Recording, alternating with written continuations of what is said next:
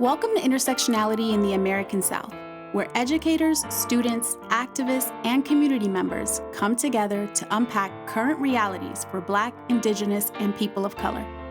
Each episode, we'll discuss the impact of racism, sexism, classism, heterosexism, and anti-immigrant sentiment on the lives of Atlanta residents and BIPOC individuals throughout the South. This is your host, Dr. Katie Acosta, inviting you to embark on this journey with us.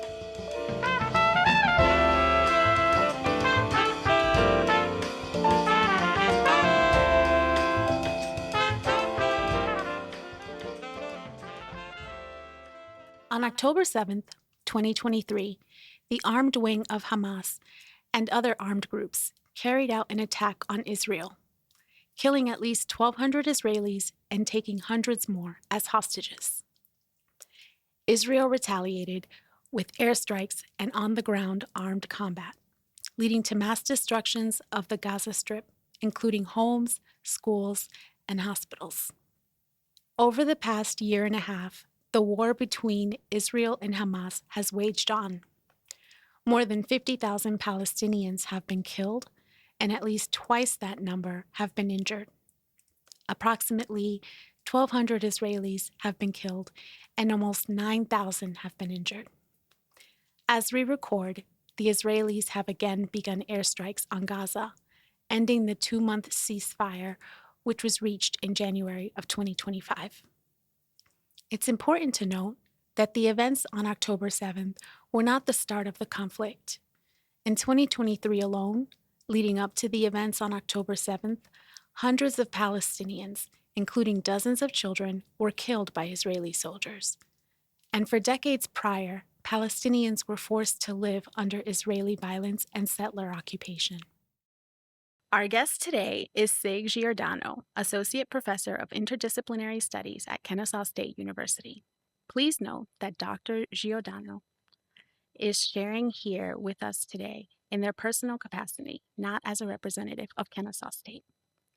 Sig, I invited you here today to share your experiences last year in the West Bank, where you traveled along with others who were in solidarity with Palestinians for the annual Harvest Fest.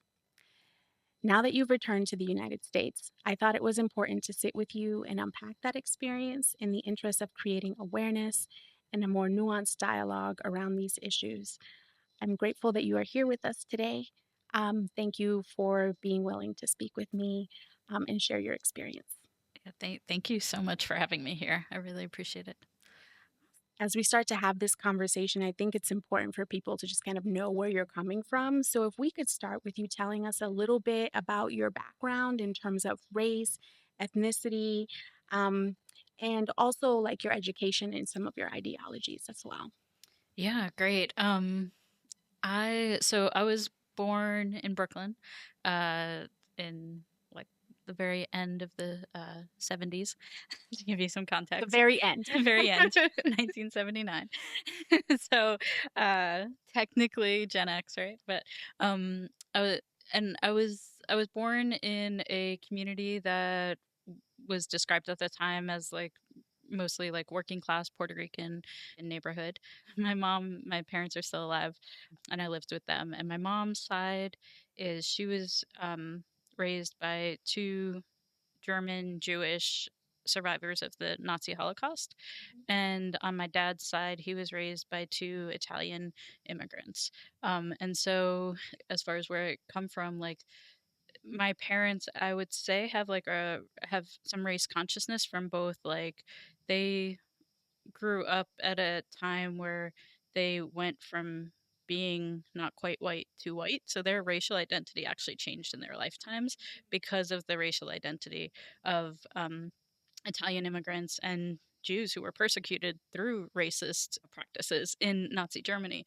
So I identify as white, and my family became white, and we were a white family there. At the same time, they also continued to live. They didn't leave with white flight, which happened to a lot of European immigrant families that grew up at that time in New York. And so it's interesting. So while they stayed and were involved in local local organizing as they were growing up, and they ended up like being involved with the Young Lords. Both the neighborhoods they grew up in became what we'd say now more like Latinx, but like the neighborhood my dad grew up in became mostly Puerto Rican. The neighborhood my mom was raised in was Washington Heights, which became mostly Yay! Dominican, right? And so like because of that, they also saw like over that time the things that were like really systematically happening to the neighborhood, and they cared deeply about their neighborhoods and things that systematically happen. So like as I was growing up, I knew that the neighborhood was targeted for waste treatment and a prison and all these things that we would go out and fight against. And my parents explained to me it was because of racism, right? So I knew about environmental racism, and even though like I identified as white, the neighborhood was not a white neighborhood, and I knew that that's why that was happening. But another thing I was thinking about was that my older brother's mom is Dominican, and I don't know if you knew Oh that. And wow, I yeah, did not yeah. know So I that. was like, yeah. So my brother's Dominican, identifies as Dominican, and so there's one moment in particular I remember my brother and I we were fighting. We were kids, right? So we're calling each other names, and my mom actually stopped us. We were getting into names that were about Jews and were about Latinx folks. My mom was like, "No, no, no. There's a difference, right?" And I think there like I learned, which I think is important to say, that there is a difference between being a white Jewish person in 1980s, 1990s and 2000s and today, and being like Latinx or a black person living in the United States. And so to me, like I think that helped me those conversations with my family or like incidents that would happen. I started like making sense of like one, like racial categories change over time, and then because I was in like a mixed race family, like there was stuff that happened that we had to like we could have talked about a lot more, I think. We should talk about more, but would come up that we would see that there's differences even when we're living in the same place of how folks are treated or how we're treating each other even. I think the biggest part for me that has to do with maybe this conversation, we'll both do, but like, is, my most of my family on my mom's side were murdered for being Jewish. Right? Like they were the only survivors, my grandparents. Thank you for sharing a little bit about your background. It sounds like you got like such a unique experience with growing up, um, having strong awareness about like racial oppression in the community that you were in, and growing up in an environment where like you were not the majority, right? Like, um, it gives you like a unique perspective in thinking about what we're here to talk about today. I'm wondering if you can share your thoughts about where we are now, what's happened in Gaza, and in particular, I'd like to ask if you would share with us like what your thoughts are on the war being done in the name of protecting Jewish people. Mhm.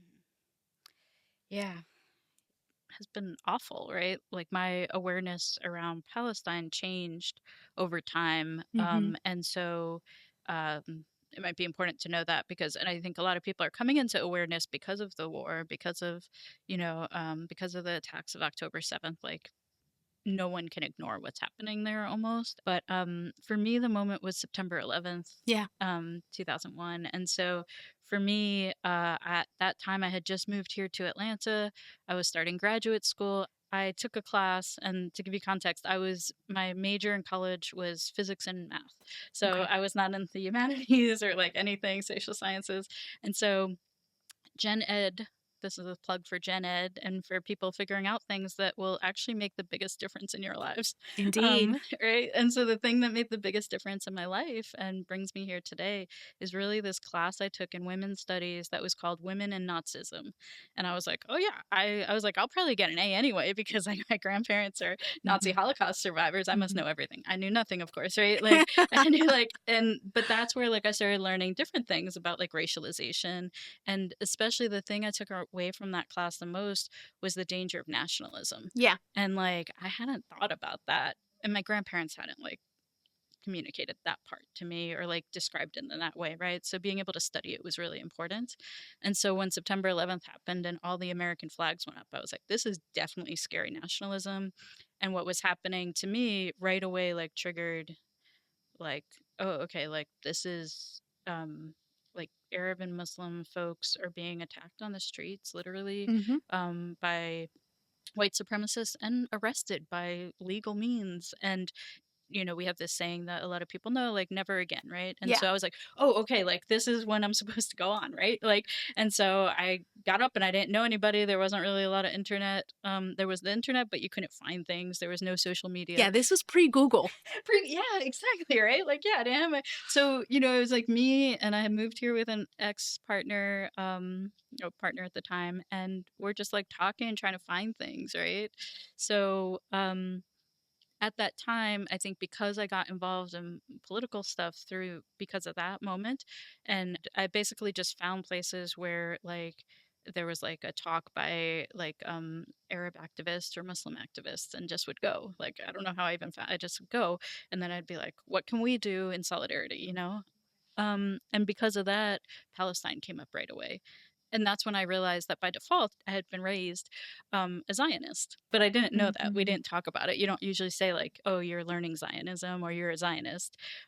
It's like all of a sudden you're like, oh, wait, I was taught Zionism. And I'm like, wait, Zionism is literally Jewish nationalism, and I understand nationalism. So it's very easy for me to say, like, okay, this is actually not good. Some of the how I understood Palestine was understanding that, like, coming to know it through the scary rise of nationalism in the United States, which triggered me to action, and then realizing this is a case of nationalism which always has to exclude, right? Okay. And is always about creating the inside and the outside, and very dramatically. And so when October 7th happened, I'll be quite honest that, like, the actual day of October 7th was like kind of amazing for a lot of us who were in Palestine communities. And I think it's important to say we're like, there has been like massive non-violent resistance that was met with horrific violence by the Israeli military Yeah.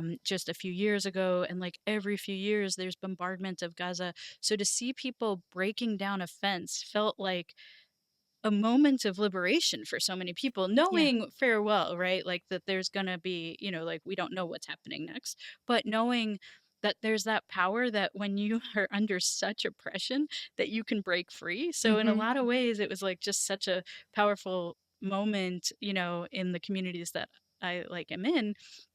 um, and then, not surprisingly, and many of us who, especially who are Jewish, who have been involved in this work, knew that we need to like speak up very quickly, because it was going to be about Jewish people, not about a nation state, not the nation state of Israel, which is what this is about, right? This isn't about Jewish people.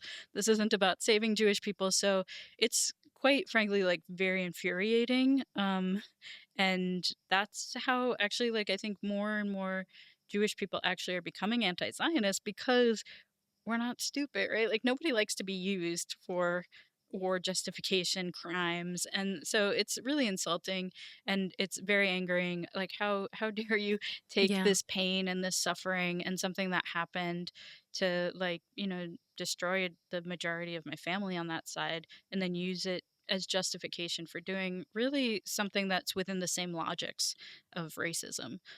So it's been very upsetting. It's also felt like a big responsibility, but I do think it's important for Jewish people to say, like, wait, wait, wait, not in my name.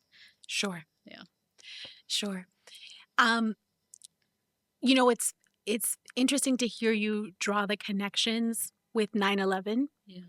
um, because when I woke up in the morning on October 7th and learned what was happening, I had this like feeling of dread of like, oh my gosh, this is going to be really, really bad, right? And that fear kind of took over. And in those early days, immediately after that, I felt like I've been here before. This Yeah. feels like 9/11, right? I was in New York on 9/11. I worked in the city. I watched the towers go down from my office Wow. window. I remember that intense nationalism that you're Hmm. describing. Yeah. And I very much remember being angry that we were going to war Hmm. to defend ourselves Right. and feeling very upset about being used in that way. Hmm. So I Yeah. can identify a little bit with what you're Yeah. saying Totally. about feeling like you're a pawn in Hmm. this, because I felt, especially as a New Yorker, that there was this like, way of like, we have to defend New York, we have to Hmm. defend the United States, we have to show them that, that we're tough and Yeah. we're going to get them kind of thing. Hmm. And it was just never what I would have wanted, right? I just kept feeling like I would never want a war. I would never want this kind of violence. I don't want this bloodshed, right? Enough harm has been done. This is not how I want this to go. Hearing you say this just kind of reminds me of how much I drew those connections in that early time period. But watching the past year and a half unfold, right, since October 7th, I've been humbled, and I've tried to do as much listening as possible, and have tried to um, maintain empathy while struggling with the tension between like this logic of, if you're critiquing what's happening that's anti-Semitic, and simultaneously being like, no, I do not support a genocide, and I don't know any other way to look at this. I've grappled with it. I know my students have grappled with it. And as someone who's supposed to lead, I've struggled to figure out how best to like weave that. Can you tell me how you're handling that? How you've handled that? I mean, not just over the past year and a half, because obviously, you know, your connection to this, the larger struggle for Palestinian freedom extends much further than that. But can you tell us a little bit about like how you navigate that for yourself and for others in your communities? Yeah. Yeah, absolutely. I mean, it's so upsetting how it's been being used and weaponized, right? Like Yeah. this, that's a lot of organizations have said, and scholars and activists, like this is obviously like this language of anti-Semitism is being weaponized. Mm-hmm. That's one of the reasons I think I come to like feeling, a responsibility and like a role, as being like, wait, I'm Jewish. Like, who are you talking about when you say Jewish people? Like, right? What do you like? I think the more and more, and I think that the current administration and the last administration of the United States, right, the federal administration, has been going in hard and just keeps going in harder and on this line about anti Semitism, right, and about protecting Jewish people and Jewish students. I've often said, without knowing, like, how do we know? Like, I think the majority of Jews are against this, Yeah. like Mm-hmm. against Palestinian torture, obviously, right? Like, why would you think that Jewish people are on board with this? Why would you, this makes no sense. Like, at the early days of speaking out, would be called like a self hating Jew. That was the language back then. I don't know if you remember that. Those Yikes. days. Yeah. Yeah. Right. Like, they don't say that anymore. But that was a good one, right? Yikes. Like a self hating Jew. So now they say you're not Jewish if you're actually talking about anti-racism and including Palestinian people as people who should be considered people, right? So this is the newest tactic. So I like kind of trace more like track like what are the tactics that are being used in this battle. It used to be like you really had to explain it, and even in the moments right after October 7th, if you weren't like very, I mean, almost like if you weren't Jewish, it was harder to, right, Yeah. say anything, Yeah. I right? didn't feel like I could say a word. I felt like I needed to just listen for a minute. And that's not a place I'm comfortable being as, Yeah, as an and what is that educator. I'm like, what about? am I Like, doing? what is that about? Like, if Jew, like, for me, the Jewish people and the Jewish traditions I believe in is that, like, we actually believe in multiracial organizing. Mm-hmm. And that is so important. And if this is, like, this is something that everybody should be able to speak about. So, this idea, like, of, like, centering only Jewish voices is also, like, about, some people might call it Jewish supremacy or something like Mm-hmm. this, but and it's only certain Jewish voices, right? It's like those that are going to like either be white Jewish voices or following a white supremacist ideology, right? And Sure. so it's very limiting. So like in those few months I was like, oh, this is getting bad. Like, yeah, like people I know and love were like scared to say things publicly for good reason, right? Like it was like you really could be targeted. And it was a little bit more pressure, I think, on some of us anti-Zionist Jews. But I did feel like I had to say yes to every talk I was asked to go to, I like bet. everything, right? Like I was like, I know I do know enough. Like I don't know everything. I'm learning the entire time as well, always learning. And I felt like I had to show up, right? Because like I could do this work, and also this like identity politics gone askew Yeah. meant that like whoa, like I'm gonna be able to say things and maybe not be attacked as much, Mm-hmm. right? I might be called not Jewish, but also like there was a little bit of like, you're going to come at me like also as the grandchild of Holocaust survivors, as my mom speaking up, which was, has been a process for my family to like, also some of my family was in different places politically on this, but my mom has spoken up in the last year and a half and like signed letters saying not in my name as the daughter of two very traumatized Holocaust survivors Wow. and Nazi Holocaust survivors. And Wow. so, these are, my aunt came to like hear me talk about this trip to the West Bank. Like my family is like, no, we're on the side of justice. It's not about like us and them, Okay. right? Or us and them is not Jews and non-Jews. Us, Right. us and them has to be like those for justice and those against justice, or something like that. Let's make that the decision. Let's Those of change us the on the us and side of then. justice. Yeah, yeah. But now, what I was gonna, yeah. So like, it's interesting. I don't know if you feel this. Like right now, it's kind of ridiculous to say it's about Jewish people because the movement's multiracial and multi-religious and multi-ethnic, and like there Mhm. are so many Jewish people at the forefront, right? It has nothing to do with Jewish people. Mhm. And especially like having Trump come in and say it, like, who is backing tons of anti-Jewish initiatives, is obviously very not even, like, we know the last administration also like promoted a lot of what I think are very racist and anti-Jewish initiatives, but like under more cover, but like very loudly the Trump administration is saying, like, Yeah. we're racist, right? Yep. And so right now it's a moment where like it's almost laughable. Like, it's not because they have all this power, but like it's also that the like it kind of is going hand in hand, but I think it's an important point for analysis. Like, they kind of can't like keep it down because it makes no sense. Like, they can't convince us. I think Nora Ericott, who's if folks haven't, look her up. She's very prolific. She's a Palestinian lawyer at Rutgers, and has been interviewed by lots of mainstream news as well, and always is very direct. But she said, like, like, we've moved to a place where like they can't have our consent, right? Like, they can't rule by consent now. Mhm. And I think I was thinking about this because in this question, because I think that is where we're at right now. Like, you can't like pretend like, oh, it's kind of complicated. No, nobody thinks that, right? Like, Yeah. so now what we see is force, right? Like, very serious force, abductions of Palestinian activists, and like, and so it actually means we're Silencing. winning in some ways, right? Or we've broken through that like faux Mhm. like discourse that we were like, that doesn't make sense. So Yeah, I so guess that's what, they've had to be more drastic yeah, and right? I don't know. up the surveillance a bit Yeah, a lot. Gosh. and the censorship. I mean, Mm-hmm. to put it nicely. Yeah. Yeah, totally. Indeed. These are such wild times. Yeah. How are you doing? Yeah, Oh exactly. gosh. How are you doing? Yeah. This is Yeah. like it feels like a learning process every day, Mm-hmm. and learning and trying to teach and digest all simultaneously, Yeah. right? Um, Yeah. from a political space, from recognizing the way that um, anti-Semitism is being weaponized, Mm-hmm. right? I struggled a lot in the early days after October 7th because I kept thinking to myself, when I tell white people that they've done harm to me as a Black Latina person, and they tell me that their actions were not racist or that they were not racist, Mm-hmm. I come back with, you don't get to decide for me what is and isn't racist, Yeah. right?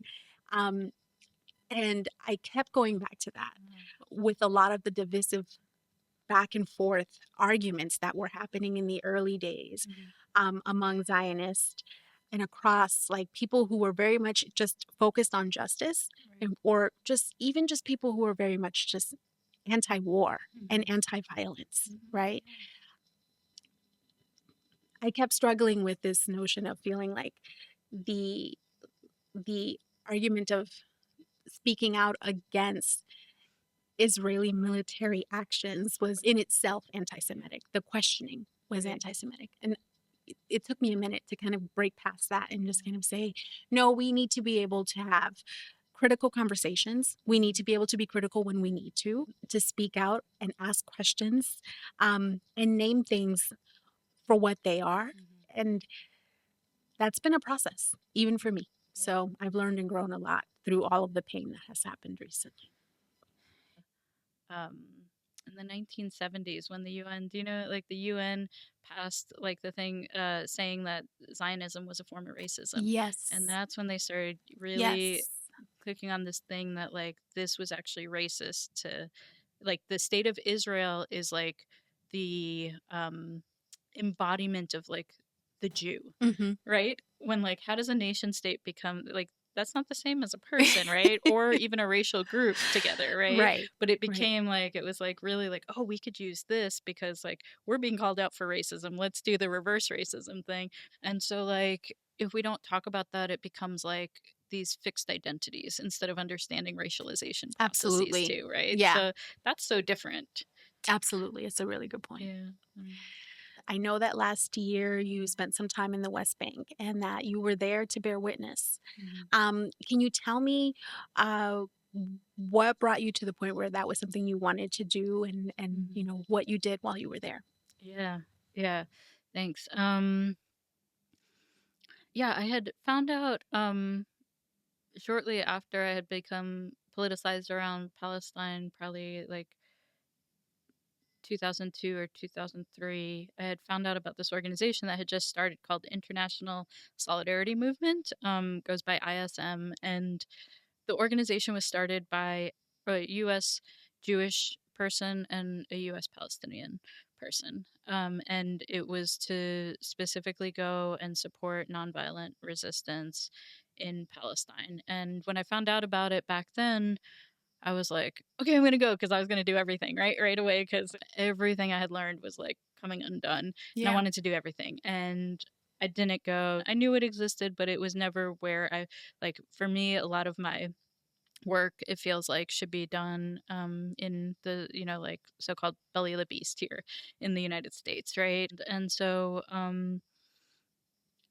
I mostly have focused on that and working, in community here. I've lived in various places. Like after this stage of the genocide of Palestinians had begun and we were in the middle and we were many of us, like as we were just trying everything we could, um, it felt like the right time. It felt like I want to not just be I think the main work for us still is to do it where we live and where we, like have political power. But it felt like I wanted to connect on another level, to stand like as close as possible side by side. I wanted to learn things because honestly, I felt like a lot of things we were doing here in the US have not quite been effective. Right. It's Right. been a struggle, right?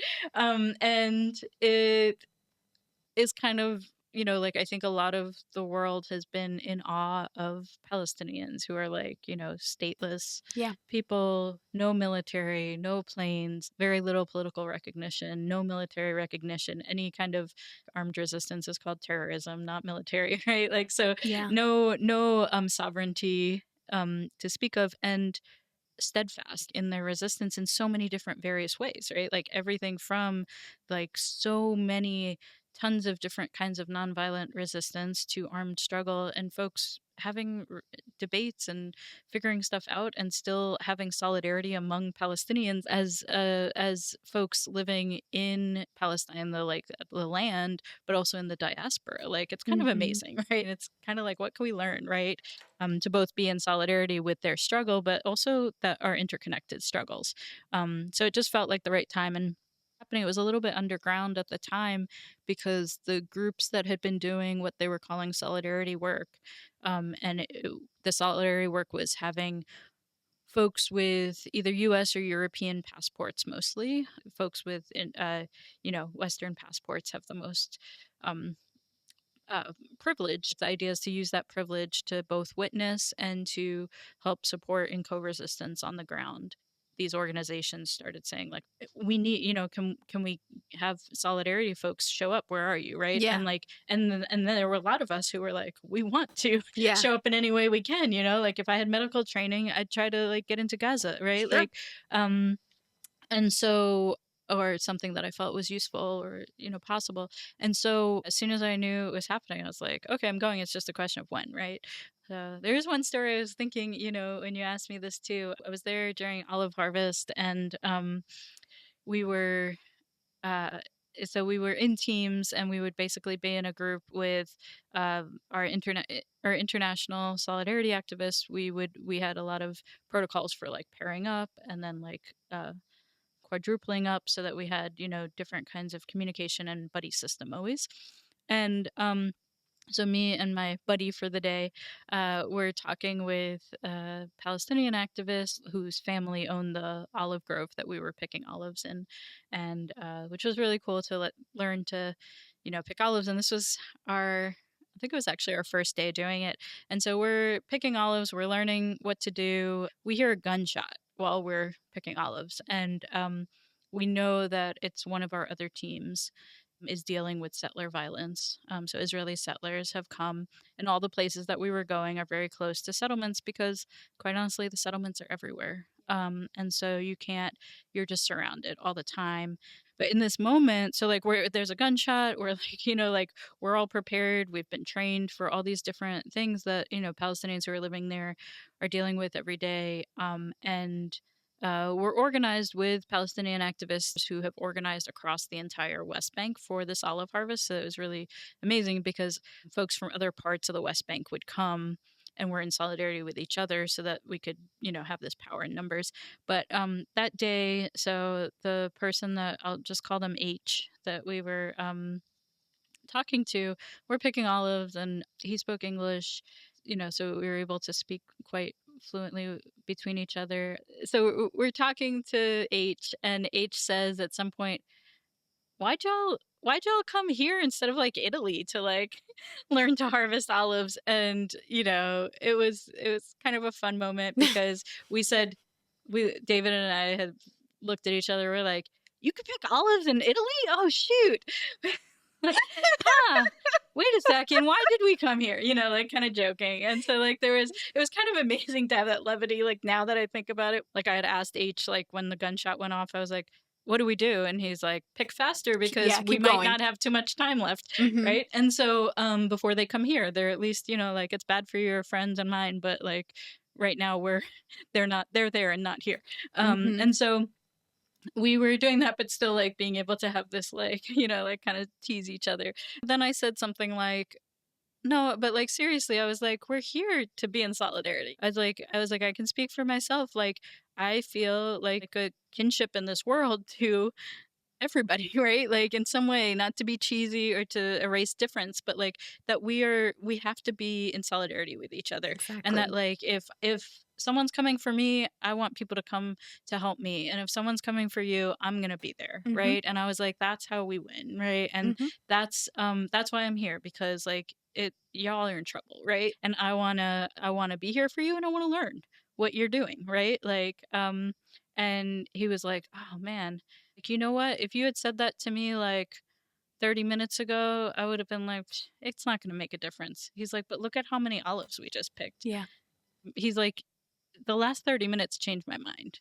And after that, he took us to like a tour of the town and saw all these like protest memorials, and he told us stuff that had happened in the town, and then brought us to his house. I met his kids, who were like 1 and 3, and like so sweet, and showed me art that he has in his house, and like like that. So that part of like being able to build those connections with people across difference and across power, it feels real because it is real, right? And he, like, I just liked his answer of being real. Like, he was like, yeah, I'd be cynical a moment ago, like, what are y'all gonna do? Like, almost a little bit like, yeah, like, oh, are you coming as saviors kind of thing, Sure. right? And he's like, yeah, okay, but no, you're like, this is for real, right? Like, we're doing this. We're doing it. The way that I see it is it's a way for you all to be able to come together with a community at a time when they are struggling at their most, Mhm. right? Um, to witness the struggle, but to be able to also become part of what the resistance looks Mhm. like. Mhm. And so that's how I interpreted um, your trip Mhm. and, what I know of the work that you did there. Mhm. And I think, we should say why this matters. I think it's important. Can you explain for our listeners why the olive harvest matters, Mm-hmm. why the olive Yeah. matters here, because I feel like that's an important piece of this story, right? Like that's part of where that resistance is. Yeah, absolutely. So the olive harvest is really important right now in Palestinian society, but it has been like olive trees. Some of the olive trees there, I think, are like thousands of years old. Like have been there so long. So for indigenous folks who are there, the Palestinians, a lot of those trees have been tended to for generations and generations of family members. Right? It's part of their relationship to the land. What Palestinians are saying about like their relationship to the land is very important, the place, right? But that's also the land, and that's what comes out of it, and what grows from the land, and how to um, be in different kind of relationship to the land instead Mm-hmm. of a destructive relationship, which Mm-hmm. we know through Western colonialism and capitalism, but to be in a like maybe a right relationship with the land, or something where you're like actually nurturing it, it's nurturing you. So one part of it is that there has been a connection for a long time. A lot of like a lot of foods have like a like delicious olive oil. A lot of the olives we were picking were for pressing to make olive oil, and so it was like the most delicious olive oil I've ever had. Did And you bring some just back? like I did bring some back. um I brought some back from this center for, and I'll send you the link so that you can let your listeners follow up on it, because I'm going to say it wrong. But the Center for Palestinian Biodiversity, and I went to this center while I was there, which is in Bethlehem, and they had some olive oil that I could buy from the land of this museum that they set up, which is the first, like, the Palestinian Museum of Natural History. So it's Mm-hmm. really amazing.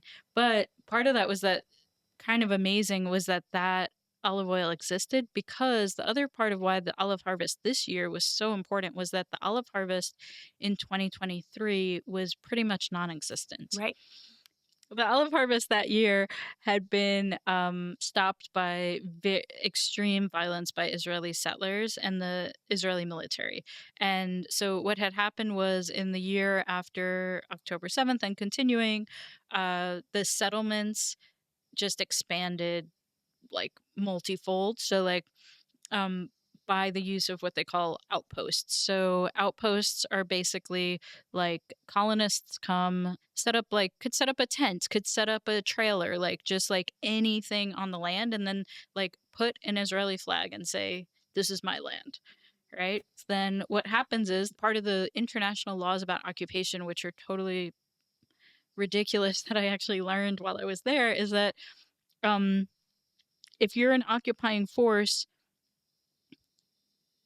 the military has control over the laws there, in theory, because they're supposed to protect the people they're occupying. Wait. Right. Seriously? Yeah. So military comes in, occupies the land, and then you have to protect the people. So the military has law. What happens in part of the apartheid situation there is Mm-hmm. that the entire West Bank actually is under this very ridiculous, like, obviously, what, colonial idea of international law, that the occupying power has control over it.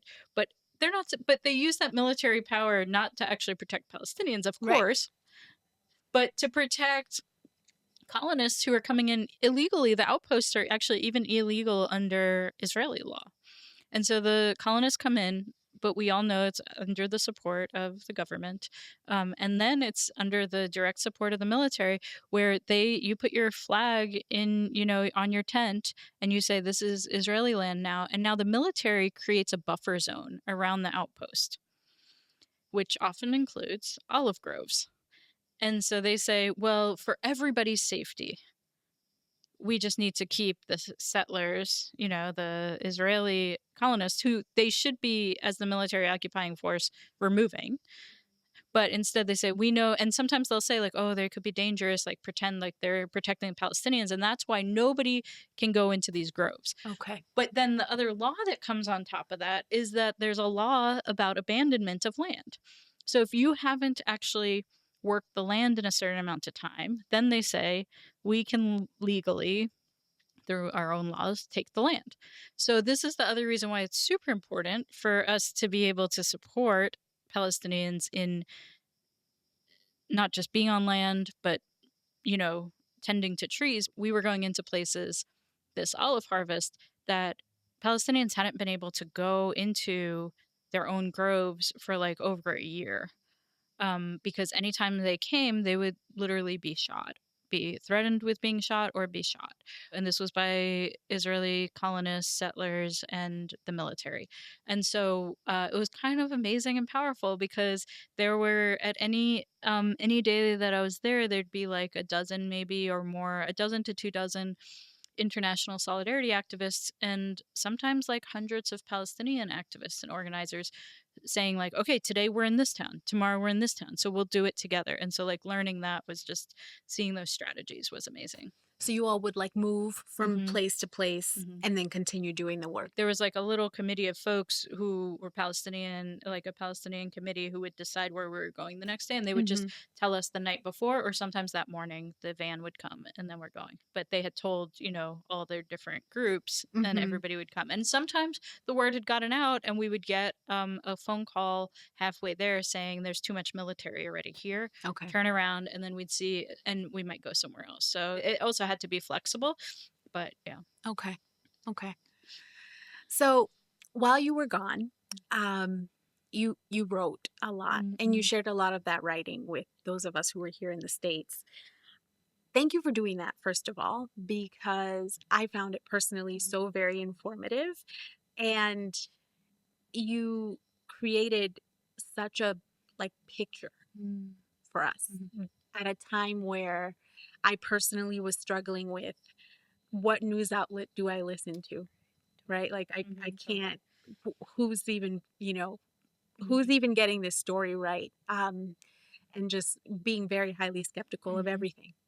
So I did appreciate having access to what you were writing, just as a small snippet of just like seeing a small piece, right, through what you were experiencing. So thank you for that.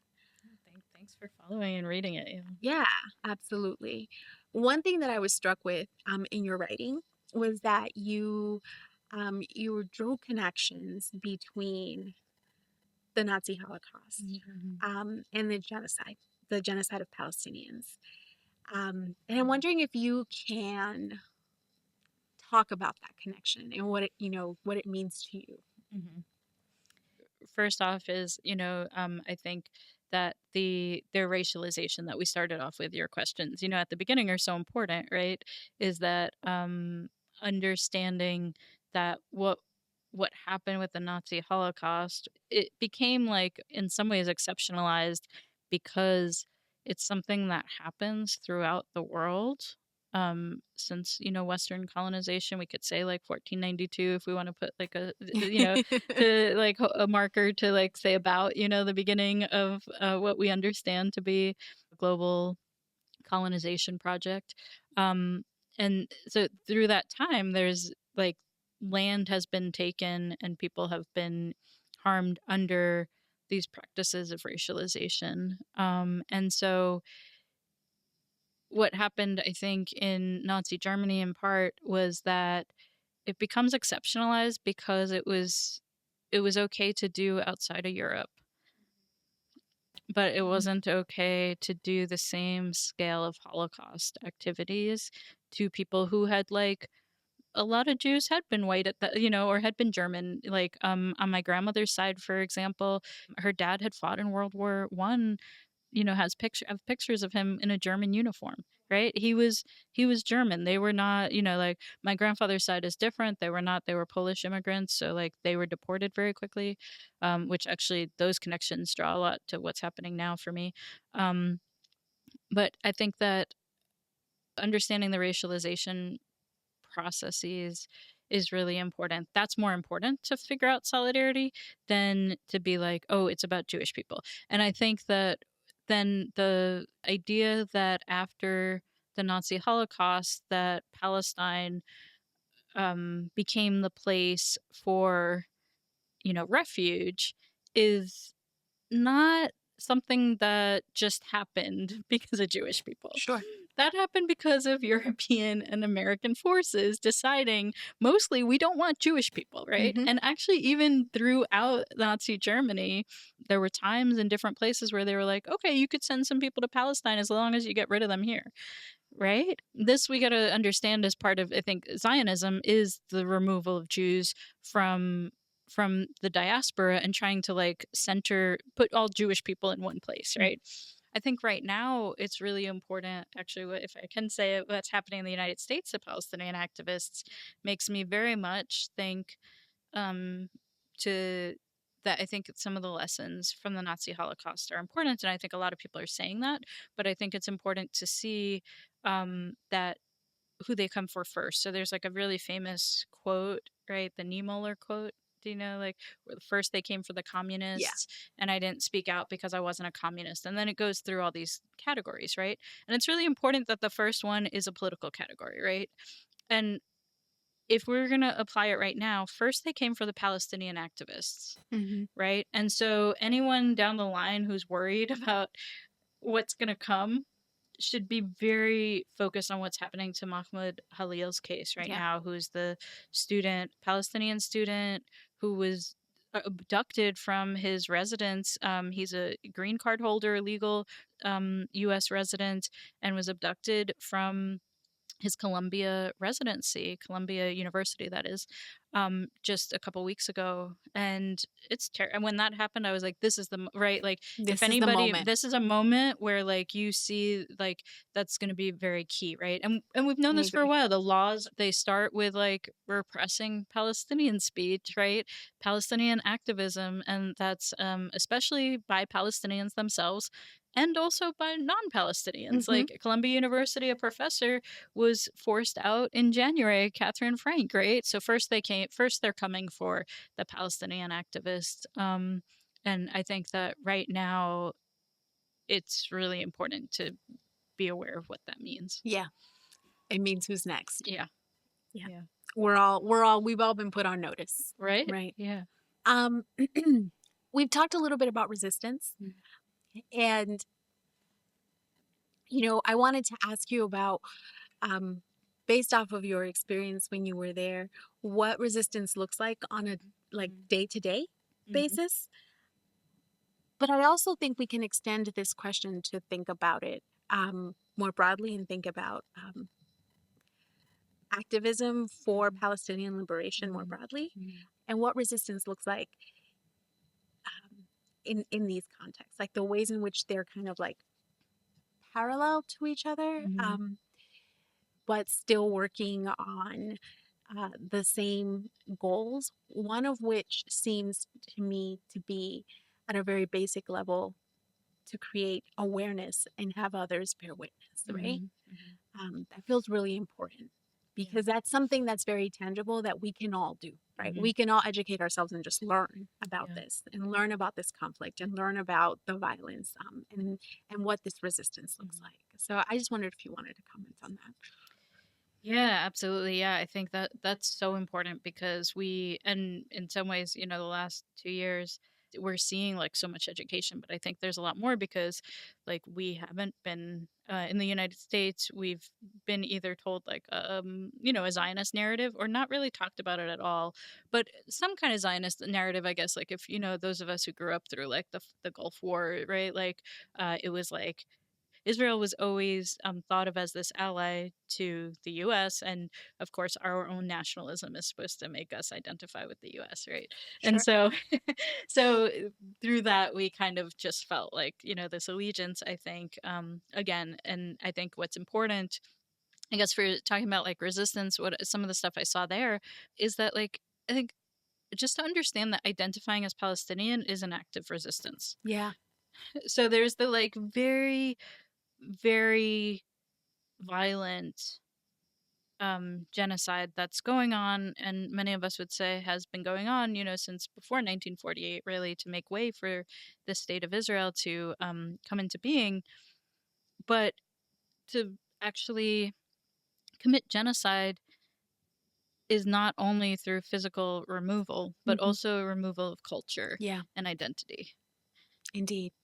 So it's just so important to understand that. I think that, like, literally people who have continued to identify as Palestinian, let their in their diaspora, let their kids know they're Palestinian, so that they can let their kids, because we're talking about grandchildren now who know that they're Palestinian, and the fight hasn't they haven't let up, right? Yeah. And that is incredible, because there is a way that folks could say, walking away from this, right? I know so many people obviously here in the diaspora, like, who identify as Palestinian, and that's hard to do here, actually, and that has been hard to do.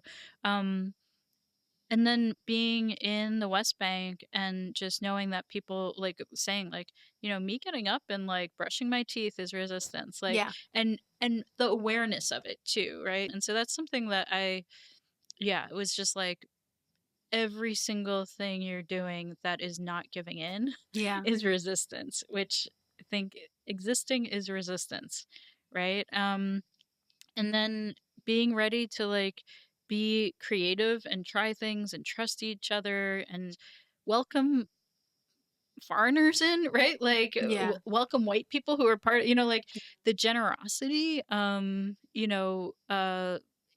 but with that generosity, not bending your values or your principles, Mhm. right? So the Mhm. Palestinians I met, from taxi drivers who I spoke to activists who were, like, very in the, like, know of organizer space, whether it was, like, everyday people, I'm saying, or organizers, like, we're both like, sure, we'll talk to you, we'll welcome you if you're here to support the cause, right? And they're not holding back, right? They're telling me what they think about the US, they're Right. telling me what they think about Jewish supremacy, or Mhm. however, like, whatever they're saying. And also letting me know, like, it's not about Jewish people too, in case you and I was like, I know. Like, They but, want to like, let, in they were case you letting me weren't know, sure. they're teaching me, right, in case I wasn't sure, like, this isn't about Jewish people, right?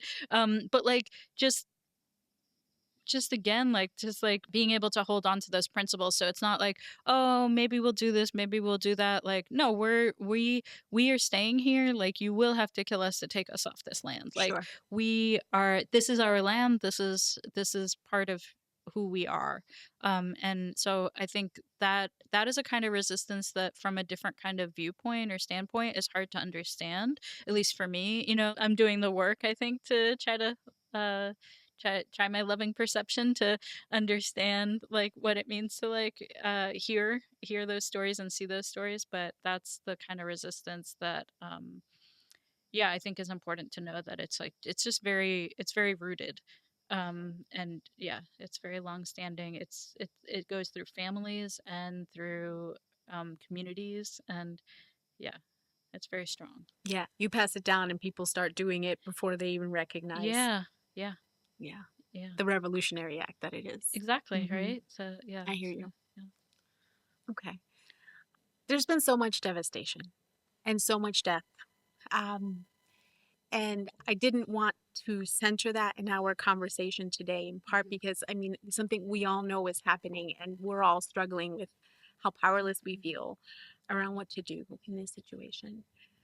Um, I did want to ask you, though, if you could speak to the land, Mhm. um, and how this war has impacted the natural resources Mhm. of the region. Mhm. Yeah, it's, oh my gosh, it's devastating. I think people didn't really realize maybe as much until the supposed ceasefire, and when Israel started attacking in fuller force the West Bank, which is where I was, that the West Bank's land has been being attacked the entire time. And so while I was there, one of the things that I saw directly was the burning of olive groves. So that's just, like, really, that's not that, I don't even know how to describe, like, just destroying trees that give us life, right? Yeah. Like, we need trees. We know we need trees, right? I saw that while I was there, by both places where settlers would just, like, set fire to, like, acres and acres of olive groves, just so that it can't be used by Palestinians. And while I was there, also, this one particular day, the military was shooting tear gas at us because we were going to, God forbid, pick olives. Um, and we had tarps, and we had a lot of people. And they told us we weren't allowed to be there, and so they shot tear gas at us and set fire to like the land that we were on, right? Like Wow. every time, and some of us who were there were saying, "Hey, we want to put out this fire, or why don't you put out this fire?" And we're like, "You made the fire happen," and like it was like this kind of gaslighting, right? Yeah. Like Yeah. it's your fault that there's a fire here. Like you shouldn't have been here. And I'm like, "Oh, why shouldn't we be here?" Like, well, we told you shouldn't be here. Well, who are you? Like, this is their land. Like, how? But it would just be in circles, right? But it's very gaslighty. Yeah. So this would be, just to Yeah. be clear for anyone who's not following, this is Israeli settlers. The military. Military. Actually, yeah. The And military. military and settlers, which is hard to tell the difference sometimes, yeah. Okay, fair. Because so after October 7th, all the settler security basically became reservists, like got like, and Okay. so they, almost every Israeli person anyway has to go through military service. So everyone has fatigues. So some of the settlers anyway will wear their fatigues and kind of play like you don't know if they're in an army military capacity or not. So that's gotcha. important to know. They were in full military. Yeah. This is actual Israeli military. Yeah. So much of the story is about occupation, just to use that colonialist lens for a second, right? Yeah. Israeli military feeling empowered and emboldened to be here in the interest of protecting Right. what? Right. Clearly not the natural resources, but also it just feels like so much about a power play of we're here because we can be, and because it's important to keep Palestinians aware of the fact that their place is over there and in a subjugated position, right? Which is the nature of how colonialism works. And also, actually, like some of, and this thing that, what you brought up before about like bearing witness and being in solidarity and the importance of learning and hearing the stories. The military was so angry about international folks being there. Okay. It was, and that made me think like the analogy I was thinking about was like an abusive, like a family abuse situation where, and they literally said this to the Palestinian mayor in this town that we were staying, and they said to him, if you don't make the internationals leave, we're gonna like basically punish you and not let you pick olives. If you kick them out, we'll let you pick olives. Then said, you're making it worse. The internationals are why we're doing this. Which made me think of the abuse situation of like, let's say a child or something, and being like, don't tell your teacher, don't tell your aunt, don't tell somebody. It's gonna, you're making it worse by letting people know what's happening in the house. Right. And so Israel wants, the Israeli military complex and the government want what they're doing to the indigenous population to be a secret, which is why it's also so important that Palestinians are like, no, we're in solid, like in that town said, no, we're not kicking them out. And so it's totally illogical and obviously, abusive. And like you said, the power control, that makes me think of that control. Like, no, you have to do this, right? Like you can't tell anybody else. You can't work alongside people. And it's your own fault that it's happening, right? I don't know like how to even describe the like number of the magnitude of different kinds of resistance, and then there's like one incident of armed resistance, right? And it's like everything else gets erased, right? It's not even part of the conversation, all the things that are happening, right? Like that's that like trying to convince you of an abusive situation, like if you just do the right thing you won't be abused. And like you can't do the right. You can't. Yeah, you don't have control over that. Like right? You can't. Yeah. What you can do is some of those things are actually possibly going to free you from that abuse. So the Palestinians are very well organized and know what's happening, and and have since the beginning. So it's like they're not in a good. The Zionist forces aren't in a good spot. They're in a place of panic, right? And that's what we just like. I think what we're seeing here comes up with like more and more force when people with power are panicked about losing that power. So I hear you. Okay. You've shared so much with us.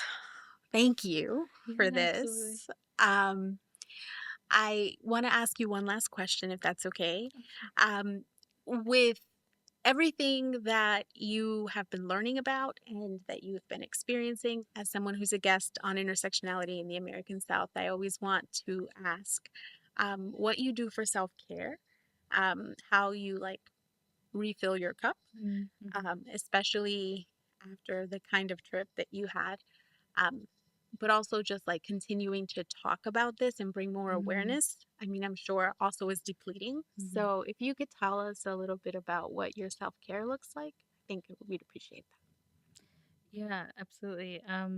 I so the first thing I wanted to say is like actually it might sound strange, but going to the West Bank was an act of self-care. that. Okay. And I say that because I was really like I feel like I usually come with a lot of hope. I know that like going from like Miriam Kaba and Kelly Hayes, like hope is a practice, and like this is not it's not just having hope. And I was a year in to this level of genocide, I was starting to feel pretty hopeless. Sure. And so I was not feeling great. And so being able to be welcomed into like direct resistance made me feel a possibility that I was feeling like was starting to close off here.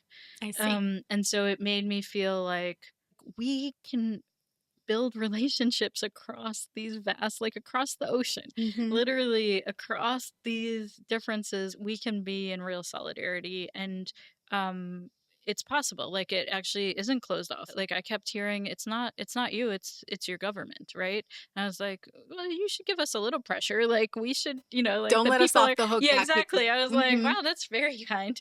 But but I think there's a truth, like there is like that base truth to that, which is also like, yes, we can. I think we need to take those steps, and it is really possible. And it like H said, like he wouldn't have believed it earlier, but like just us having that conversation, picking olives, materially created bags of olives that hadn't been there before that could be used, but also created something we can't exactly quantify, right? Right. That was being created. And the things I learned from being there and the insights around like collective action, and like that's up against this like disappointing and depressing individualism we have here, like that is what I was able to also bring back. Obviously, like I was like in go mode, like, and doing protocols that is hard to keep up every day, like about like safety and security and putting yourself like in front of big guns every day, and like that, like everybody needs rest from. So I think the other parts of it was like having community here, and so like just having people like coming back to meals, and people wanting to gather, and people, my community that had like been supportive before, and and my community is like, what I mean is like my family, my friends, my comrades, like just so much support, like um before, knowing like I was held during if I needed anything, and then after. And that included like having therapy sessions. Like I set up at, like I have a long-term therapist who I love, and like I made sure that like I told my therapist as soon as like I was planning to do this, can we put in some sessions that are specifically in preparation, and then some extra times when I come back. So thinking ahead, all of that to me is self-care. And I also have like a massage therapist who is also like a friend, and making sure that that was on the books, all the all the parts Yeah. of mind, body, yeah, and just having people gather, yeah, was what made me feel held. I'm happy to hear that you have that community and that network Yeah. um, to kind of hold you up during times of depletion, right? Because obviously, like we all need to be able to refill, and that looks different for everybody. So, Yeah, but yeah, and my kids too. yeah, They're all, the kids supportive in help. different ways. Yeah. Yeah. Okay. Well, thank you so very much for being with us today. I really enjoyed our conversation, and I've learned so much from you. So, thank you. Oh, thank you. Yeah, this is great.